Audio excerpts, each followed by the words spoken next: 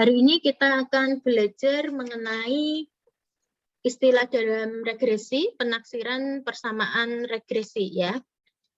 Kemudian kita akan melihat contohnya, ya. Contohnya di dalam kehidupan sehari-hari, regresi itu bentuknya seperti apa. Nah, kalau istilah dalam regresi, kita akan selalu menggunakan kata pengaruh ya. Diingat-ingat, regresi kata kuncinya adalah pengaruh, efek ya. Pengaruh dari suatu variabel ke variabel yang lain ya. Namanya variabel bebas akan mempengaruhi variabel terikat. Variabel bebas biasanya disimbolkan dengan X ya. Variabel bebas akan mempengaruhi variabel terikat yaitu Y. Yang ini bebas ya. Yang ini variabel terikat. Contoh kehidupan sehari-hari misalkan. Di sini akan dibahas mengenai pengeluaran setiap bulan. Nah, kira-kira apa sih yang akan mempengaruhi pengeluaran keluarga? Misalkan variabel terikatnya pengeluaran. Variabel yang mempengaruhi bisa dari pendapatan, Bro. Pendapatan akan mempengaruhi pengeluaran. Ya, bisa ya. Semakin besar pendapatan, maka cicilannya semakin banyak. Oke. Gitu. Misalkan lagi apa yang mempengaruhi tingkat pengeluaran? Banyaknya anak. Ya. Bisa tuh mempengaruhi pengeluaran ya. Anaknya 6 tentunya beda dengan pengeluaran ketika anaknya hanya 2. Contohnya begitu ya. Di sana ada kata-kata pengaruh. Untuk diuji ya misalkan, apakah banyaknya anak akan mempengaruhi besaran pengeluaran sebuah keluarga. Nah, ada kata-kata pengaruh. Ya. Nah, di sana kita, tadi udah Ibu jelaskan ya, variabel bebas dan terikatnya. Untuk regresi ini kita tidak hanya mengetahui apakah variabel X-nya ini akan mempengaruhi nilai variabel Y saja, tetapi kita juga bisa menghitung besarnya pengaruh. Ya. Berapa persen variabel bebas itu mempengaruhi variabel tak bebasnya atau variabel terikatnya. Oke, lanjut kita ke persamaan regresinya. Nah, di sini masalah yang membahas mengenai bentuk hubungan antar variabel antara satu variabel dengan variabel yang lain disebut dengan regresi. Sedangkan masalah yang membahas tentang besarnya hubungan, kalau tadi regresi itu membahas bentuk hubungan, ya, bentuk hubungannya apakah linear atau tidak. Sedangkan mengenai besarnya hubungan, hubungannya sangat tinggi atau rendah, ya, hubungannya itu dinamakan korelasi. Ya. Kemudian dalam regresi bentuk hubungan antara variabel X dan Y dinyatakan di dalam sebuah persamaan matematik. Nah, persamaan ini dinamakan persamaan regresi. Data yang digunakan dalam regresi merupakan data berpasangan. XI terhadap YI dinyatakan I-nya dalam 1, 2, 3 sampai dengan N. Jika kita menggambarkan data berpasangan, maka akan diperoleh sebuah diagram dinamakan diagram pencar. Nah, diagram pencar ini letaknya itu berpencar-pencar. Dari sana kita bisa menentukan bentuk regresinya, apakah dia regresi linier atau tidak linier. Cara yang digunakan untuk menentukan regresi dengan cara seperti itu dinamakan metode tangan bebas. Berdasarkan banyaknya variabel bebas, regresi linier dibagi menjadi 2. Ada regresi linier sederhana dan regresi linier ganda. Kalau yang sederhana hanya ada satu variabel saja. Ya. Satu variabel ya. Ibu tuliskan bentuknya seperti ini. Jadi X-nya ini hanya mempengaruhi Y. Ada satu variabel bebas mempengaruhi satu variabel terikat. Kalau dia regresi linier sederhana. Kemudian ada regresi linier ganda. Kalau ganda minimal melibatkan 3 variabel. Nah, 3 variabel ini minimal ya, bisa lebih dari. Ada minimal 2 variabel bebas mempengaruhi satu variabel terikat. Nah, di sini kan disebutkan regresi linear berganda minimal 3 variabel ya. 2 variabel bebas dan 1 variabel tak bebas. Nah, begini ya. Ini minimalnya dari regresi linear berganda. X-nya bisa banyak. 10 boleh, 8 boleh, dan seterusnya. Jadi minimal 2 variabel bebas. Untuk jenis regresi ini berdasarkan banyaknya variabel, apakah teman-teman sudah paham? Atau mau bertanya? Boleh bertanya? Atau sejauh ini dari awal penjelasan Bu Ratri sampai ini?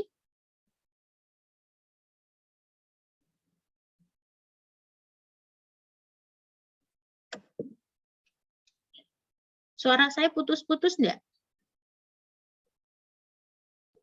Enggak, Bu. Oke, berarti bukan sinyal saya yang masalah ya. Oke, lanjut nggih. Nah, ini 2 jenis regresinya, tetapi di dalam mata kuliah statistika inferensial nanti kita hanya membahas regresi linier sederhana saja yang 1X dan 1Y, atau 1 variabel bebas dan 1 variabel terikat. Kemudian nih, regresi digunakan untuk menentukan peramalan atau prediksi dari nilai variabel tak bebas Y berdasarkan nilai variabel bebas X yang diketahui. Penentuan peramalan ini didasarkan pada persamaan regresi. Persamaan regresi ini diperoleh jika kita menentukan taksiran koefisien regresinya. Nah, metode ini dinamakan metode kuadrat terkecil, yaitu metode yang didasarkan pada jumlah kuadrat dari galat yang mencapai minimum. Jadi nanti ada, di sini tadi ya disebutkan bahwa penentuan persamaan berdasarkan taksiran koefisien regresinya. Taksirannya akan menggunakan materi berikutnya ya, penaksiran persamaan regresi. Dia pakai beta 0 dan beta 1 sebagai parameternya. Nanti akan ditaksir oleh A dan B untuk menjadi persamaan regresinya. Ini agak sedikit atau lumayan ya, lumayan panjang nih. Teman-teman nanti bisa belajar pelan-pelan. Untuk penaksiran persamaan regresi kita mulai dari menentukan model dari persamaan regresinya. Modelnya ya dinyatakan sebagai YI sama dengan beta 0 ditambah beta 1X1 ditambah dengan epsilon I tadi ya. YI sama dengan beta 0 ditambah beta 1. Ini beta I apa beta 1 sih? Beta 1. Ya. Beta 1 XI ditambah dengan epsilon I. Dengan YI adalah nilai dari variabel tak bebas pada data ke I. Beta 0 dan beta 1 sebagai parameter. XI adalah nilai variabel bebas yang diketahui pada data ke I. Epsilon 1 atau dia error ya. Error epsilon 1 bentuk kekeliruan baku dengan min epsilon I sama dengan 0 dan varian epsilon I sama dengan sigma kuadrat, EI dan EJ adalah tidak berkorelasi sehingga kovariannya sama dengan 0. Untuk semua IJ dan I-nya tidak sama dengan J. I-nya sama dengan 1, 2, 3, sampai ke N. Nah, model regresi ini adalah model regresi linear sederhana. Beta 0 dan beta 1 dinamakan dengan koefisien-koefisien regresi. Okay. Data yang digunakan dalam penaksiran parameter terdiri atas N buah pengamatan berpasangan. Jadi diamati secara berpasangan XI terhadap YI-nya. Jadi kalau kemarin kita sudah membahas mengenai min ya, rata-rata, pengujian rata-rata, di sini XI ini akan berhubungan dengan YI. Jadi tidak boleh pasangannya ini ditukar-tukar seperti itu. Kemudian metode yang digunakan untuk menaksir parameter beta 0 dan beta 1 adalah metode kuadrat terkecil. Nah, untuk masing-masing pengamatan XI dan YI, metode kuadrat terkecil mempertimbangkan penyimpangan dari YI dengan harapannya yaitu YI dikurangi beta 0 ditambah beta 1 XI. Kemudian dia akan mengkuadratkan ya, menghendaki jumlah kuadrat penyimpangannya. Jadi dijumlahkan jumlah kuadrat dari penyimpangan ini. Nah, ini kan penyimpangannya, kemudian dia dikuadratkan dan dijumlahkan. Menurut metode kuadrat terkecil, penaksir dari beta 0 dan beta 1 masing-masing adalah B0 dan BI. Dia menghendaki agar Q minimum berdasarkan N buah pengamatan berpasangan X1, Y1, X2, Y2, dan seterusnya hingga Xn, Yn. Nah, bentuk dari Q ini merupakan fungsi dari beta 0 dan beta 1. Kemudian untuk meminimumkan nilai Q ini akan dilakukan turunan ya, turunan parsial yang pertama terhadap beta 0 dan beta 1 sehingga diperoleh jeng langsung ya ke sini ya. Nah, di sini ini ada prosesnya.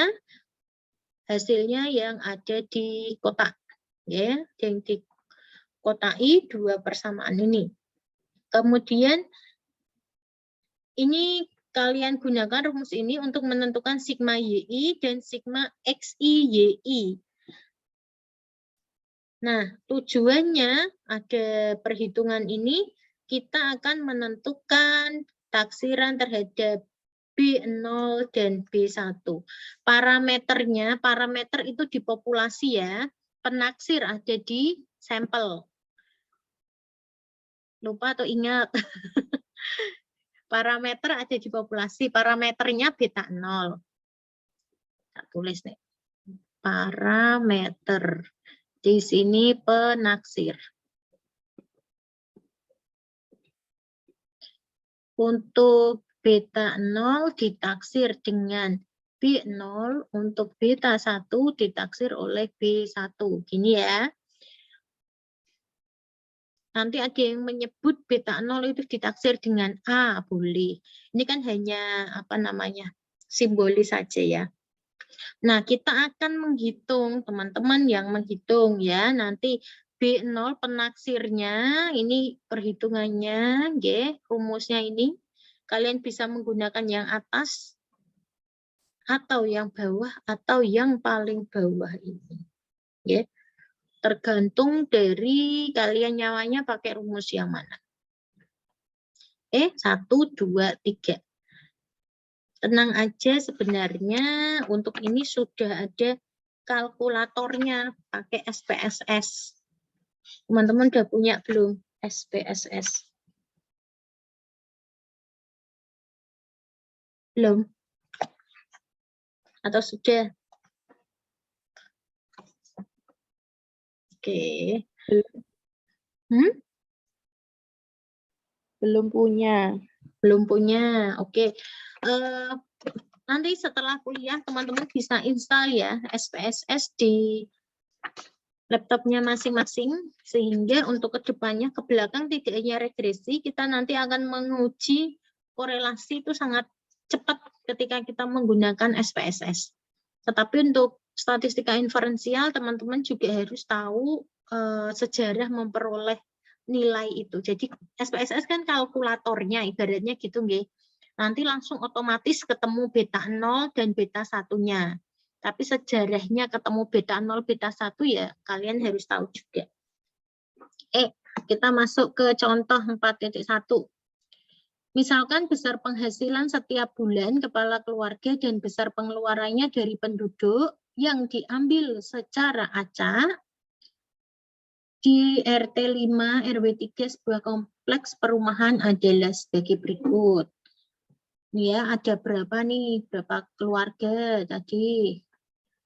1, 2, 3, 4, 5, 6, 7, 8, dan 15 ya, 15 keluarga.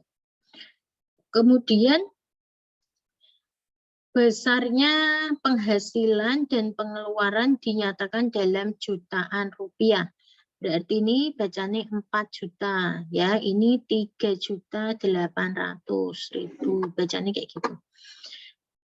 X adalah besarnya penghasilan, Y-nya adalah besarnya pengeluaran.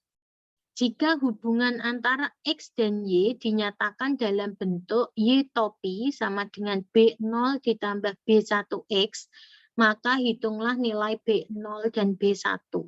Teman-teman, sebelum saya melaju ke penyelesaian, teman-teman tadi perhatikan di halaman 156.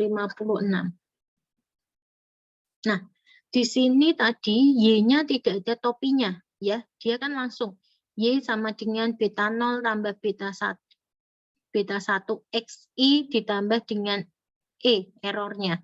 Kemudian hati-hati, ketika dia masuk, ini adalah untuk populasi ya. Ini persamaan regresi untuk populasi.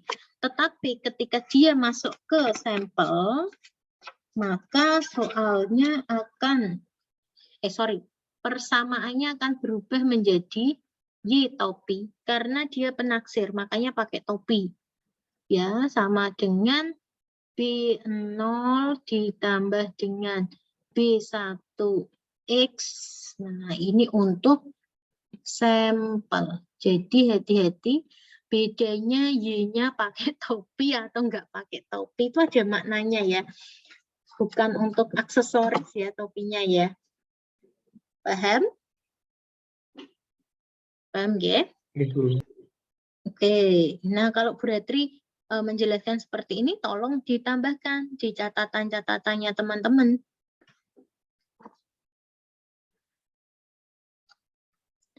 Kita ke penyelesaiannya ya. Dari data soal diperoleh sigma XI. Berarti kita jumlahkan X-nya. X-nya kita jumlahkan di sini.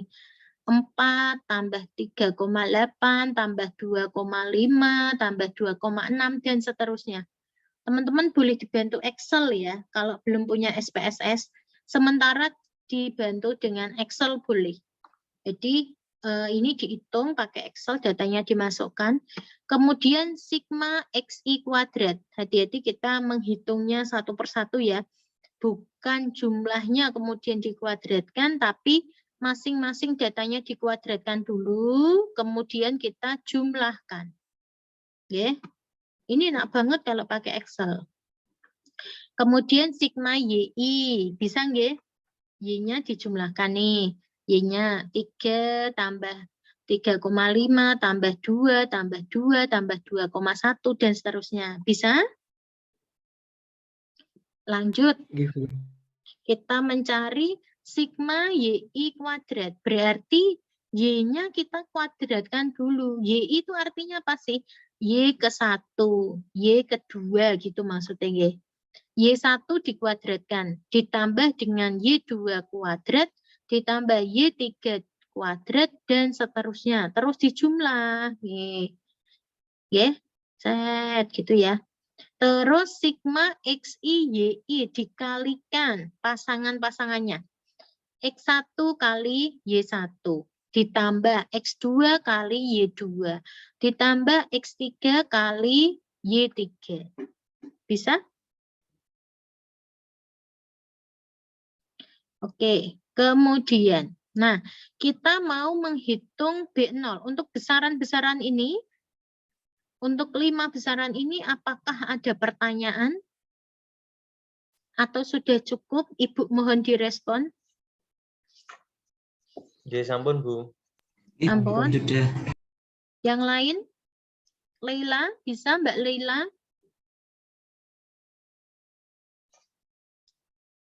Halo? Bisa, Bu. Bisa? Oke, Mbak Leila. Kemudian, nah untuk menentukan B0 dan B1. Kalau Ibu lihat buku ini, penyelesaian ini, dia menggunakan cara yang pertama ya. Ada di halaman 159 yang paling atas. Ya. Rumusnya adalah sigma YI dikali sigma XI kuadrat. Sigma YI dikali dengan sigma XI kuadrat. Nanti teman-teman boleh sebelum mengerjakan seperti ini, kalian tulis rumusnya ya nak ya. Lengkap ya. Sigma YI dikali dengan sigma XI kuadrat dikurangi sigma XI dikali dengan sigma XI YI. Dibagi N banyaknya data 15, dikali sigma XI kuadrat dikurangi sigma XI dikuadratkan. Untuk yang ini hati-hati nggih. Saya coba lihat screen-nya sayangku cintaku. Yang ini. Nah, ini berarti kalian tulis dulu sigma XI-nya baru dikuadratkan. Bedanya antara ini dan ini nggih. Hati-hati banget ya. Ini loh. Sigma XI kuadrat dengan sigma XI dikuadratkan. Oke, yang menjadi highlight di sini. Set yang ini. Biasanya tuh kalian ketuker ngono lho, ya. Sigma XI kuadrat. Nah, ini kan sigma XI kuadrat tuh pakainya yang ini. Sigma XI kuadrat 175, kemudian sigma XI dikuadratkan. Berarti sigma XI 50,6 dikuadratkan. Oke. Kemudian untuk menentukan B1 menggunakan rumus N kali sigma XI YI dikurangi sigma XI dikali sigma YI dibagi N dikali dengan sigma XI kuadrat dikurangi sigma XI dikuadratkan. Pembaginya sama ya. Yang beda pembilangnya. Penyebutnya sama, pembilangnya yang berbeda. Setelah diperoleh nilai B0 dan B1, kita substitusikan ke persamaan yang Y topi nih. Y topi sama dengan B0, B0-nya 0,23, karena dia nilainya positif, B1-nya ya, ditambah 0,75X. Boleh enggak nanti kalau ini hasilnya negatif? Bisa juga hasilnya nanti negatif ya. B1-nya ya. Tidak harus hasilnya positif. Boleh menghasilkan data negatif. Oke, kemudian setelah memperoleh persamaan regresi linearnya, kita akan melakukan interpretasi data, memaknainya ya. Koefisien B1 sama dengan 0,75, artinya 0,75 dalam jutaan rupiah ya, berarti kan 750.000. Rata-rata besar pengeluaran setiap keluarga mengalami kenaikan 750.000, Y-nya tadi kan besarnya pengeluaran. Pengeluaran akan naik karena dia positif ya. Akan naik 750.000 jika penghasilannya ini mengalami kenaikan sebesar Rp1. Jadi kalau X-nya kali 1 ya, X-nya naik 1 aja, maka Y-nya kan akan naik 0,75, gitu. 0,75 dari jutaan rupiah tadi 750.000. Bisa dipahami setiap kenaikan 1x, ya, X-nya kan 1, berarti Y-nya akan bertambah sebesar 0,75. Nah, di sini. Bisa dipahami? Jika X-nya naik 3 kali, nah, X sama dengan 3, maka penghasilannya berapa? Nah, ditaksir, ya. Disubstitusikan. X naiknya 3, berarti 0,23 ditambah 0,75 kali 3. Berarti besar penghasilannya sekitar 2,5 juta. Begitu, nggih. Ini nilai X-nya boleh berubah-ubah. Oke, Ibu rasa cukup. Ada pertanyaan enggak?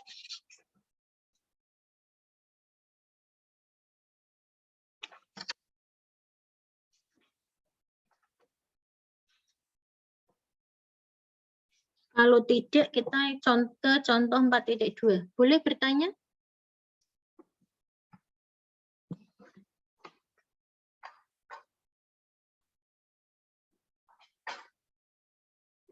Tidak ada yang bertanya? Kalau tidak ada, kita ke contoh 4.2 ya. Di sini tidak dituliskan. 4.2 ikut ini enggak materi hari ini?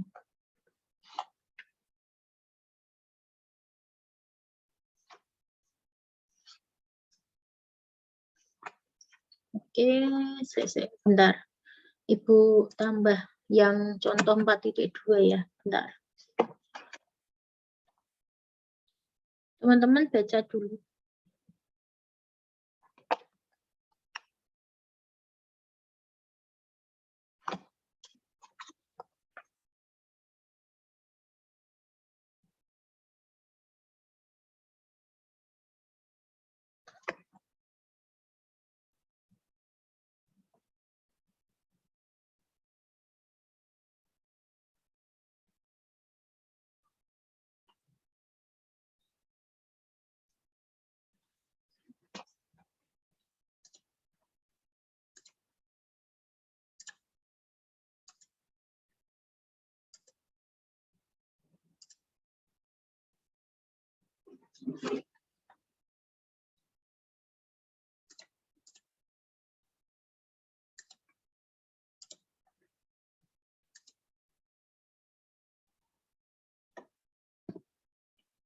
Kelihatan ya screen-nya ya?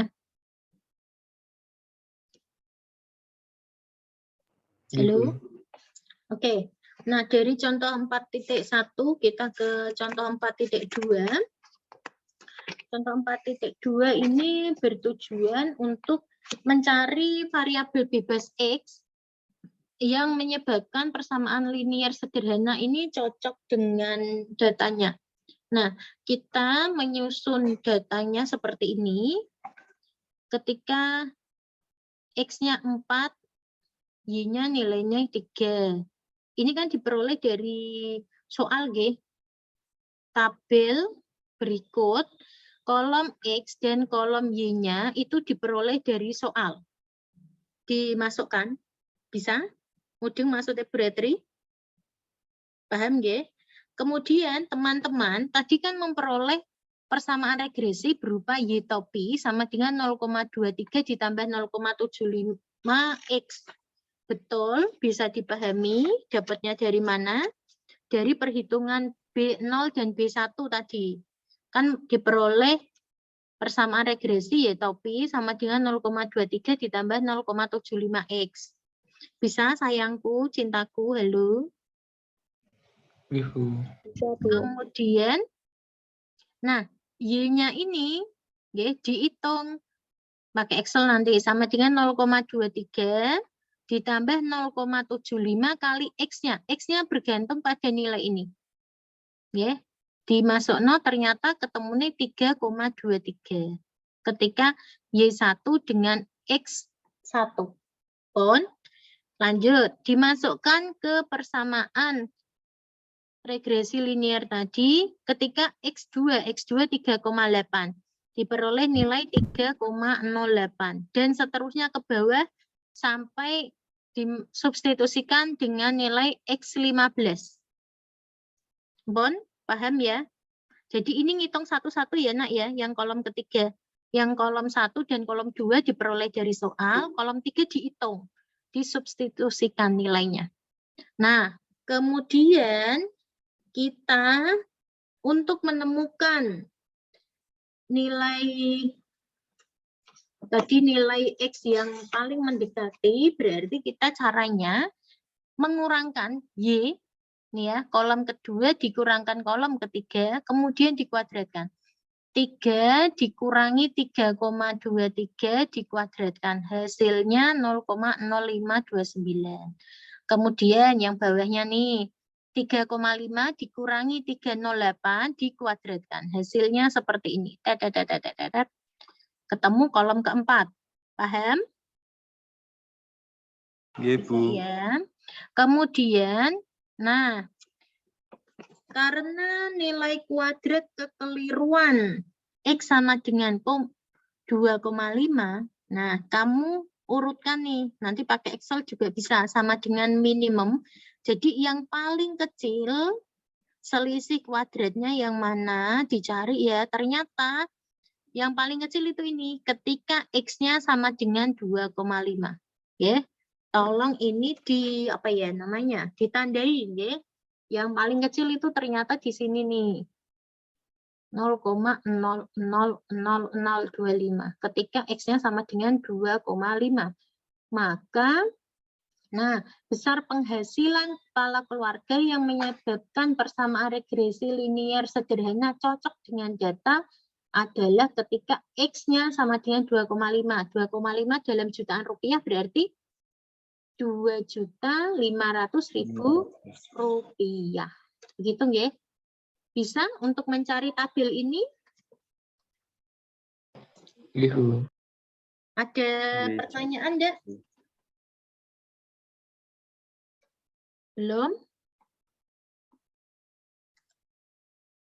Belum ada pertanyaan? Boleh Belum, Bu. bertanya? Belum. Kalau belum ada, untuk hari ini cukup pertemuan 12 ya. Pertemuan 13 teman-teman mempelajari 4.4 dan 4.5. Dan Ibu harapkan di pertemuan 13 teman-teman sudah punya SPSS ya. Menginstalnya bagi yang dekat dengan Kudus Kota bisa ke Sinar Jaya. Kalian bawa laptopnya, tolong minta diinstalkan SPSS. Kalau biasanya teman-teman install sendiri, nanti dia trial. Kalau trial kan tidak bisa digunakan secara full. Atau tempat-tempat yang lain, tempat apa itu namanya, instalasi program komputer ya, instalasi software-software itu juga boleh. Ya. Bayarnya murah kok. Kalau dulu kakak kelasmu cuma 10.000. Ya. Kalau install ulang semuanya kan mahal. Kalau nambah satu program, Ibu rasa nggak mahal. Kemudian dilanjutkan latihan ya nak ya. Latihan halaman 183.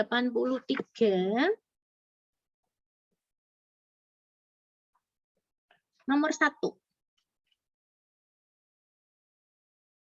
Ya. 183 nomor 1. Ibu buka lagi pertanyaan. Apakah ada pertanyaan? Belum? Belum ada, Bu. Belum ada, oke. Ibu cukupkan sekian kuliahnya. Terima kasih atas perhatian teman-teman mahasiswa semuanya. Ini masih dilanjut ya untuk menghitung atau menyelesaikan soal latihan halaman 183 nomor 1. Terima kasih atas perhatiannya. Ibu mohon maaf jika menyampaikan kuliah ini ada kesalahan, ada kekurangan. Kebenaran hanya milik Allah dan kesalahan semata-mata hanya saya yang lakukan. Itu. Wabillahi taufiq wal hidayah. Wassalamualaikum warahmatullahi wabarakatuh. See you. Bye-bye. Waalaikumsalam warahmatullahi wabarakatuh. Terima kasih, Bu. Oke.